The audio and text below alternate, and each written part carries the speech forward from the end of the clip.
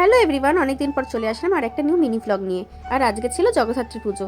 তো পুজো দিতে যাওয়ার আগে আমার একটা কেকের ডেলিভারি ছিল, সেটাও জগদ্ধাত্রী মায়ের জন্যই ছিল কেকটা। তো সেটা ডেলিভারি দিয়ে তাড়াতাড়ি রেডি হয়ে চলে গেলাম মায়ের পুজো দিতে। এই দেখো এখানে মাকে দেখতে কত সুন্দর লাগছে, আর এখানে ঠাকুরমশাই এত সুন্দর করে পুজো করে, তাই আমরা মন ভরে দেখছিলাম সবাই। তারপর আমরা সবাই যারা উপোস করেছিলাম সবাই একে একে অঞ্জলিও দিয়ে দিলাম। আর এখানে মেজদা ভাই আর মেজদি ভাই দুজনে পুজোর সংকল্প করছিল।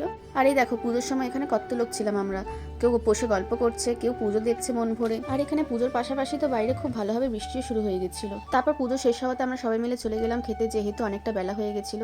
আর এখানে পাপাও চলে এসেছিল। তো দুপুরের মেনুতে প্রথমেই ছিল ভাত, শুক্তো, ডাল, আলু ভাজা, ফুলকপি আলুর তরকারি, চাটনি আর পাঁপড়। আর এখানে বাবু দাদা অলওয়েজ ফানি ফেস ক্রিয়েট করার জন্য রেডি থাকে। তারপর তাড়াতাড়ি খাওয়া দাওয়া শেষ করে চলে গেলাম বাড়ি, কারণ সন্ধ্যাবেলা ইচ্ছে ছিল একটু তাড়াতাড়ি আসবো। তো বাড়িতে গিয়ে টানা একটা ঘুম দিয়ে উঠে রেডি হতে অনেকটা লেট হয়ে গেছিল। তাও যথাসম্ভব আমি আর মা তাড়াতাড়ি রেডি হয়ে চলে আসলাম সন্ধ্যাবেলায়। আর এই ছিল আমার সেদিন সন্ধ্যের আউটফিট। আমার কেমন লাগছে অবশ্যই কমেন্ট করে সবাই জানিও কিন্তু। তারপর মায়ের একটু ভোগ প্রসাদকে চলে গেলাম নিচে কিছু স্ন্যাক্স খাওয়ার জন্য। তো স্টার্টারে ছিল ভেজ পকোড়া, আমি নিলাম একটু জিরা শিকাঞ্জি, আর মা নিল একটু ম্যাঙ্গো মোহিতো। তারপর হালকা করে পেট ভরিয়ে চলে গেলাম একটুখানি সবাই গল্প গুজব করতে। এখানে সবাই এত গল্প আর এত হাসি ঠাট্টা করেছে যে কি বলবো। তারপর মাঝে এখানে একটু কফি খেতে ইচ্ছে করলো, তাই কফিও খেয়ে নিলাম। তারপর আবার গল্প শুরু আমাদের। তারপর এবার সবাই গল্প আড্ডা সেরে খেতে বসলাম। আর রাতের মেনুতে ছিল কচুরি, চানা মশলা, স্যালাড, আমার ফেভারিট পনির স্যাটে, আমি আরো দুটো নিয়েছিলাম পরে। তারপর ছিল পিস পোলাও, আলুর দম, চানার কোফতা, চাটনি আর পাঁপড়। পরের দিনের ভাসানের ভিডিও নিয়ে আসছি খুব তাড়াতাড়ি। টিল দেন স্টে টিউন, চলো বাই।